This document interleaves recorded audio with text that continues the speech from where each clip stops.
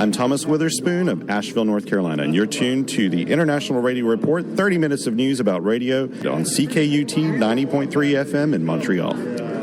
Hi, everyone. Welcome to the International Radio Report for Sunday, July the 10th, 2022. My name's Sheldon. I am here with Jill. We thank you for tuning in to us today here on CKUT 90.3 FM in Montreal. Our email address, if you'd like to reach us, radioreport@yahoo.com. You can listen to us live streaming or archived at CKUT's website, ckut.ca. Our Facebook group has 4 new members this week. We're at 810 members. We welcome Michael, Julie, Medin, and Angelo to the group. And our YouTube channel is International Radio Report. We have 659 subscribers. You can go there and listen to the current show or previous shows on the channel. So we invite you to go check out all those different ways to access us here at the International Radio Report. Now today, as we're recording on Friday, the 8th of July, some of you may not be able to access services that you normally have. Something big is going on in Canada. Yep, so Rogers Communications is having a major outage out of all of Canada for smartphone, for internet access, and I'm trying right now I'm not getting any communications. For those that don't know, Rogers is one of the major providers in Canada. We don't have a lot, but Rogers is one of the big ones. The news broke this morning that it was affecting parts of Ontario. Some radio stations were off the air, the Interact terminals, ATMs not working, and other services, telephone, cell phone service. But it seems to be spreading now as we're getting more and more reports coming in. I got the news because a friend of mine said, hey, my phone's not working. And I looked at my phone, and since we're on the same company, and I look at my phone, it's like, oh, mine's not working either. And it affects a lot of stuff. There's radio stations that are off the air because of this. There are ATMs that don't work, Interact cash transfers. There's all sorts of services, even some 911 emergency services that are not working. There's actually a government official that called Rogers and said, look, you better fix this real fast because it's really bad right now. The problem is they don't really seem at this point to know exactly what the problem is. Nope. So they're having to investigate first and then figure out, how quickly can we get things back up again. So different people are starting to, as I said, as we're recording this afternoon on Friday, news reports are flying all over the place, everywhere you turn. So we'll probably have some more news. Hopefully things will be back to normal shortly, but we'll update you on next week's show, or we'll put some messages on our Facebook page as well as hopefully things start to return to normal. But we always talk about how fragile we are with these systems that we depend on so much, and the impact that they have on so many different things. A radio station going off the air for a little while, okay, transmitter problem, something like that. You start messing around with people's cell phones and people's banking accounts and credit cards and all that sort of stuff. People get really nervous really quickly. So anyways, we'll keep a watch on that for you, and you can follow the stories yourself. There'll be a lot of looking into this afterwards too, to try to prevent things like this from happening again. So hopefully they learn something from it. And make us reflect upon why we should let these companies become so huge also. Yep, that's another thing. Spread it around a little bit so that if one goes down, you got some backups that you can fall back on. So anyways, something going on with the CRTC. This is an ongoing story that's actually been carrying on since 2020. So the CRTC is telling Radio-Canada to apologize for offensive language on the air. This is by the Canadian Press. So the CRTC has ordered Radio-Canada to apologize after a host and commentator made a repeated use of the N-word on the air.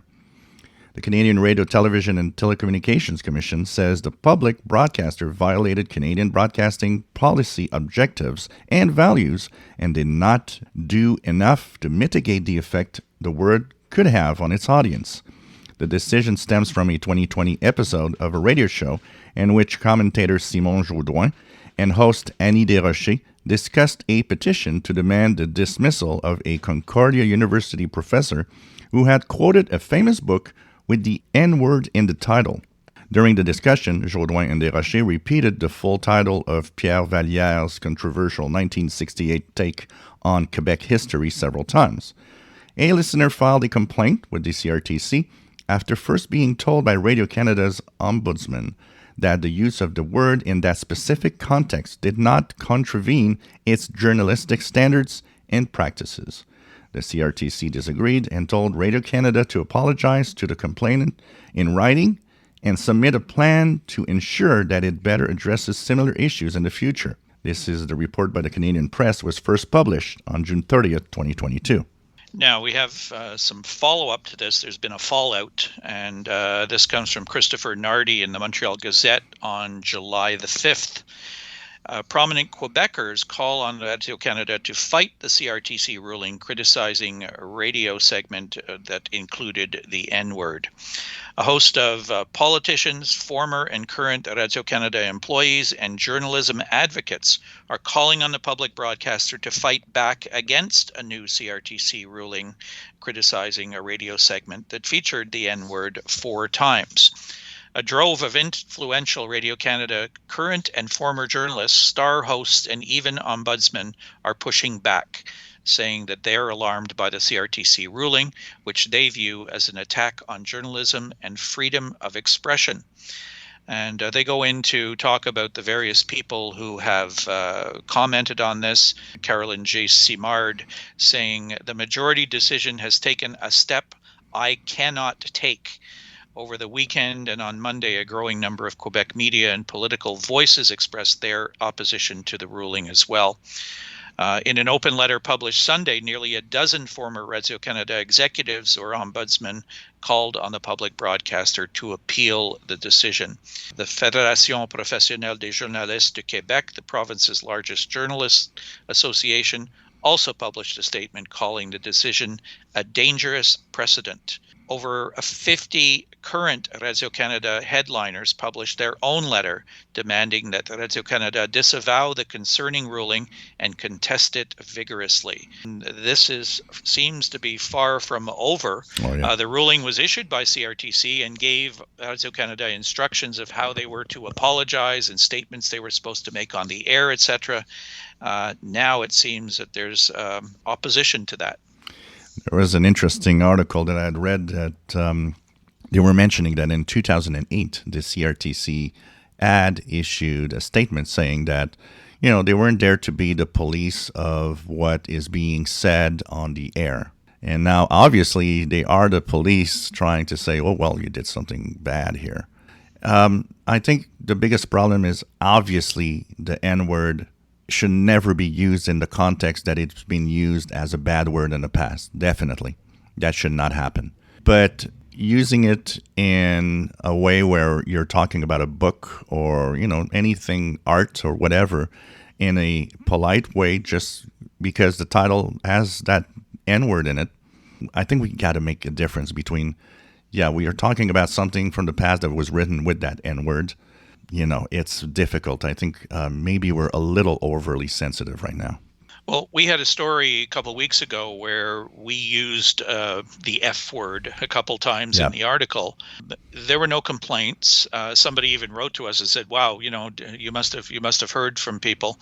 When you do something in the context of the issue that you're reporting on, normally that's the protection that you have. It is part and parcel of the story that you're talking about.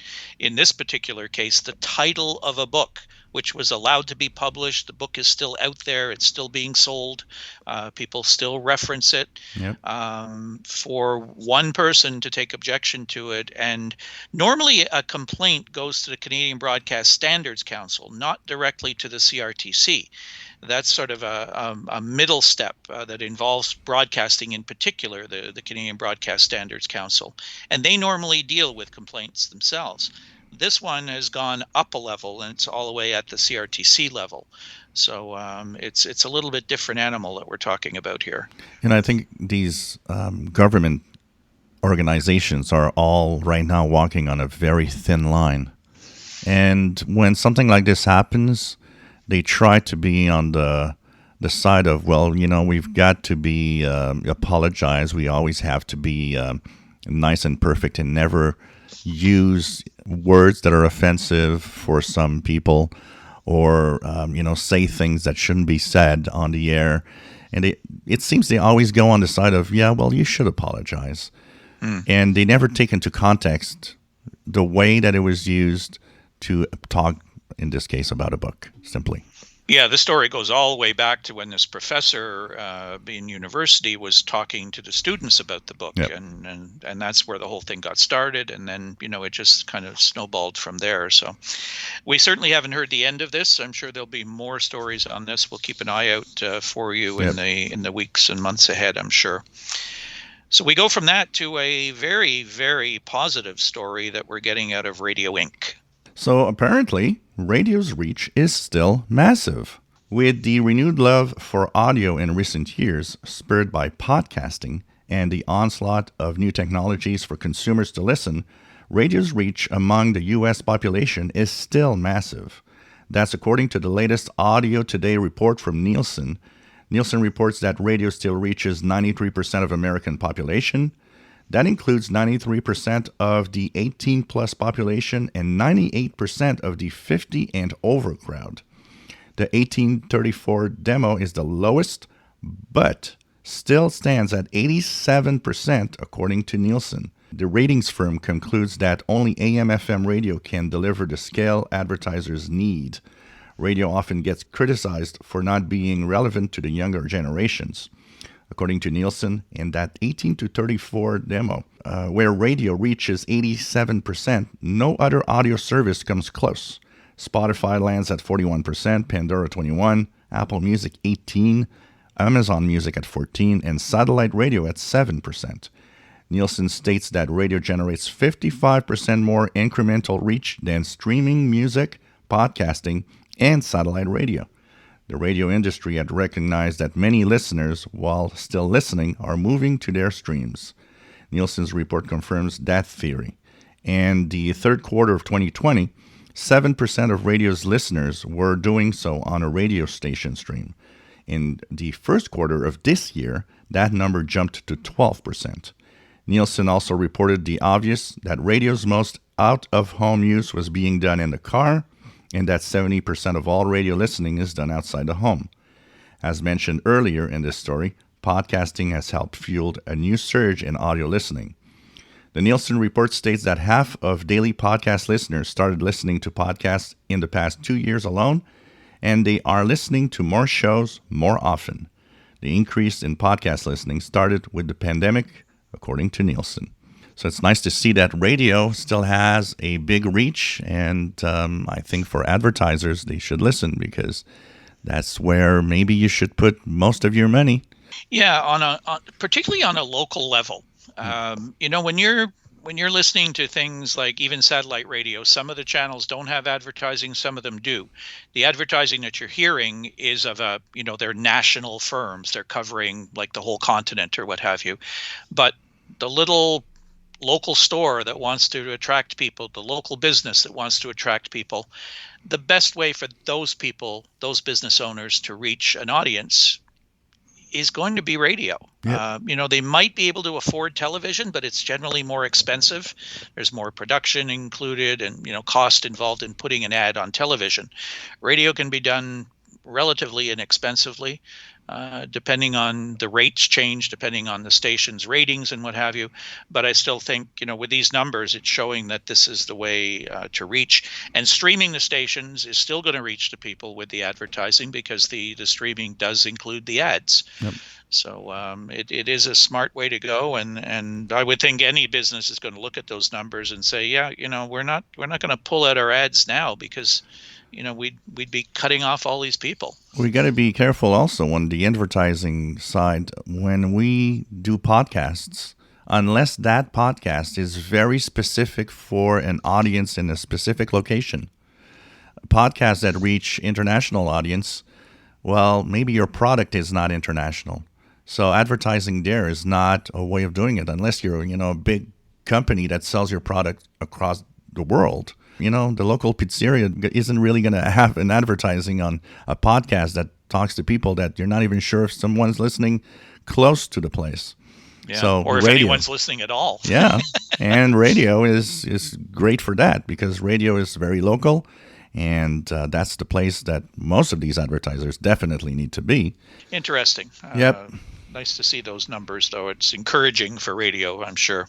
We next move across the world over to Turkey, where something interesting is going on.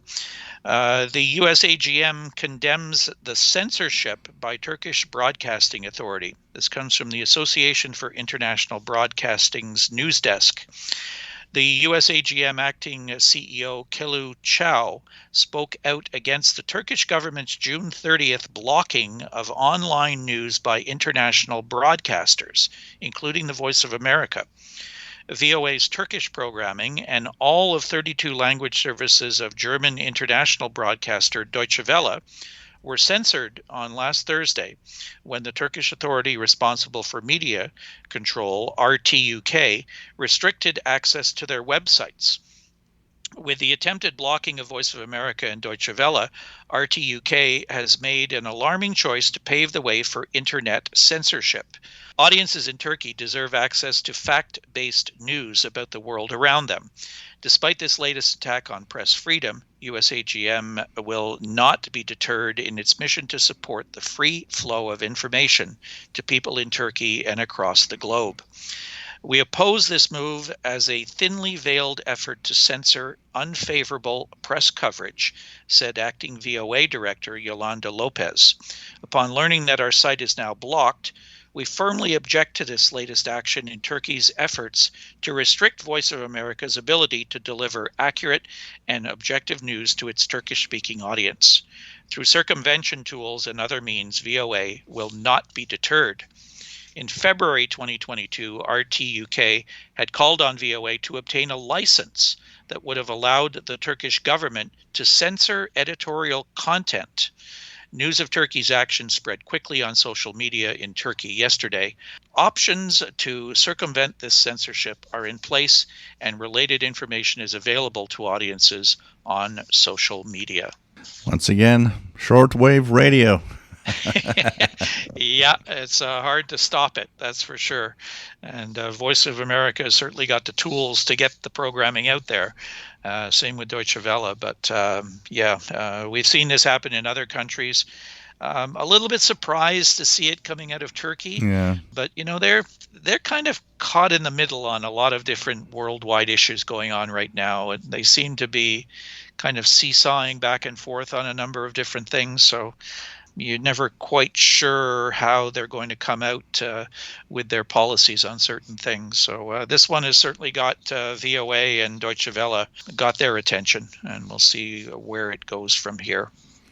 So what is happening with our sun? Well, first of all, we've had some kind of bad conditions on the band in the last couple of days with a minor geomagnetic storm.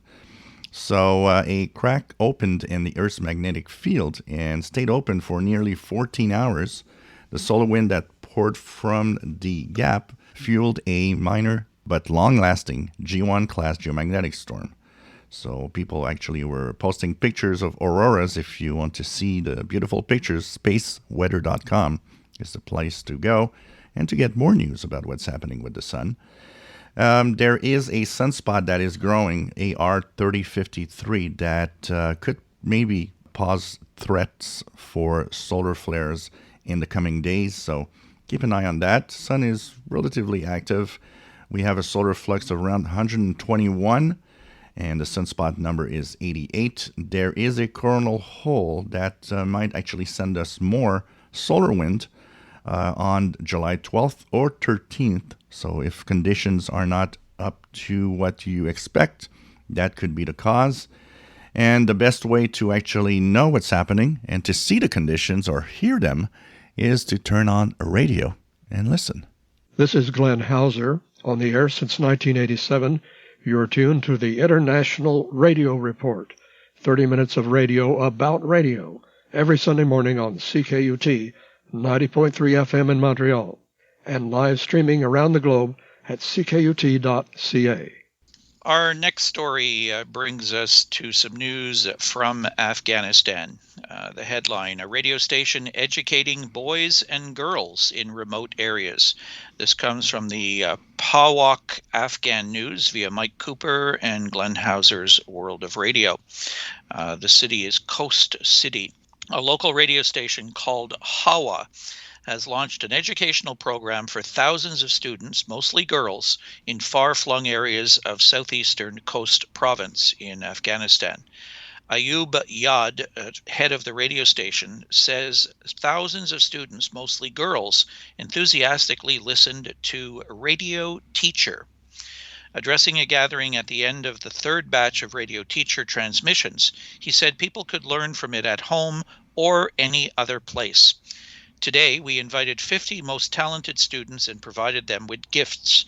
Most of our sisters followed this program at their homes. We decided to launch the training program to educate boys and girls in remote areas where education is not available or impeded by cultural restraints. With the completion of the upcoming Book 3, Yad hoped the students would be able to read and write. Mohammed Hashim, a resident of Zazi Maidan district, acknowledged children were learning lessons from Radio Teacher at their homes. Abdul Rahman Aryan, who hails from Nader Shah Kot district, said her sisters attended a madrasa, but like other seminary students, they could not even write their names. But after listening to the program on Hawa Radio, now his sisters can easily read and write. Now, that's a very beautiful story. And it's nice to see the use of radio because, in these areas, school is either impossible or very difficult to attend. Plus, unfortunately, in many of these regions, girls are not at the same level as boys as going to school. So radio reaches everybody. Everybody can listen in. And it has one aspect also, even in a country where maybe they don't want you to educate certain people, like, girls. Well, you don't know because they're listening from their homes. So who knows, and it's a great way to probably even spark some interest because you're doing it with the radio. There's a magic with it. It's fun. Yeah, certain news sources and that sort of thing have been shut down in Afghanistan since the Taliban control again. Reading a story, you look at the good side of it, but you start to wonder, how long might they continue to do this or Definitely. Be permitted to do this? So hopefully people are taking advantage of it while they can. Whether it will still be there down the road remains to be seen. So there's some upcoming ham radio contests. Yeah, we have just a couple this weekend coming up. The North American QSO Party, the Radio Teletype edition, is running from 1800 Zulu July 16th to 0559 Zulu July 17th. It's organized by the National Contest Journal.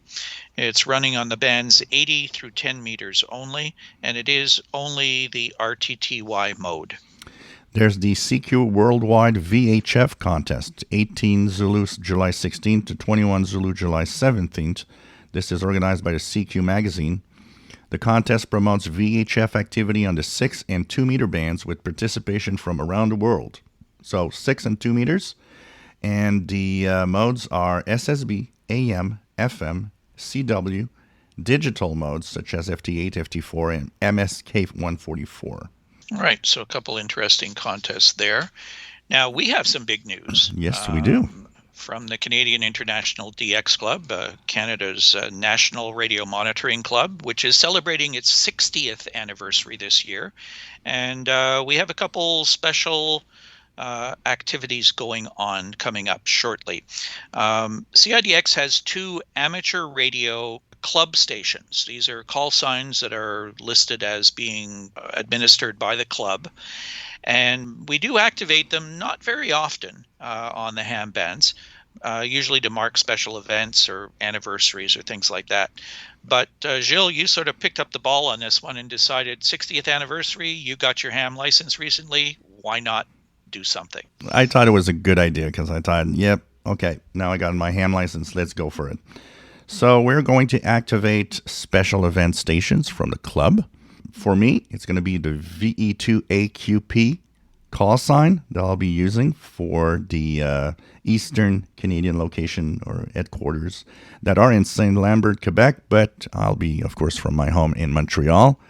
So I'll be operating July 17th from 18 to 22 UTC, around 14 to 40 kilohertz upper sideband, plus or minus, depending if there's already somebody on the frequency when I get there. So we're going to move up or down as not to interfere with anyone.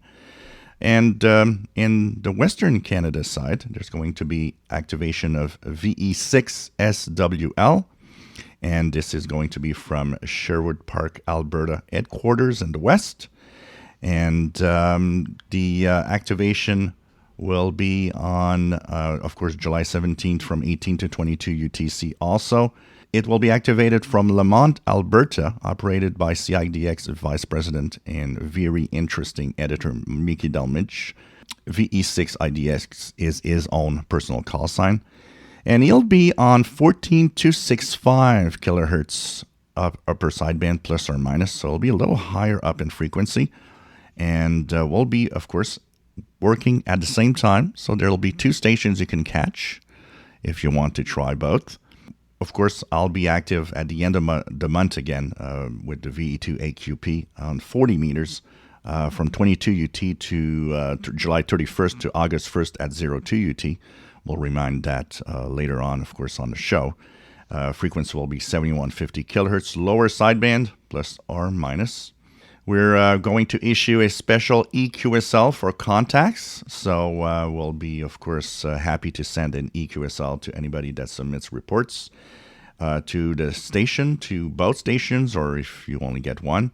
And there'll be, of course, for everybody that asks for their QSL, a free sample copy of the Messenger. So maybe we'll get some new CIDX members through this, hopefully. So this is going to be really, really nice, and there will be more activations throughout the year. This is not just for this month. There's going to be more. I'm planning to probably do some in August and September also. There's going to be more activations. So if you miss out on this one, don't worry. There'll be more of it coming up.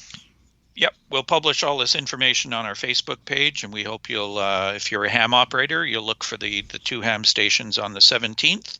And if you're a shortwave listener, you can tune across the band. And if you hear the stations as well, you can file a report also. Absolutely. We'll give you the details on where to send reports. And you're going to look after the ham reports coming in as well. And Mickey and Don Moman will be handling the VE6SWL out west as well. So I think we're going to get pretty good coverage. We'll get a lot of publicity about this through other outlets as well as through our show here and on our Facebook page. So do try and hear the stations. Try to work them if you can. And we'll be sending you a nice EQSL. And if you're not already a CIDX member, you'll get a copy of our monthly bulletin, and maybe you'll decide to join us. Yep, really looking forward for it. We're out of time. Yep, we are. We thank you for tuning in. Lots of great stories today. As usual, after the show airs on Sunday, we'll put up links to all of these stories. And look for the information on the CIDX Amateur Radio Club stations coming up on the 17th of the month. That will do it. We thank you for tuning in. We'll talk to you again next Sunday with the next edition of our program, the International Radio Report on CKUT 90.3 FM in Montreal. Have a great week, everybody. Bye-bye.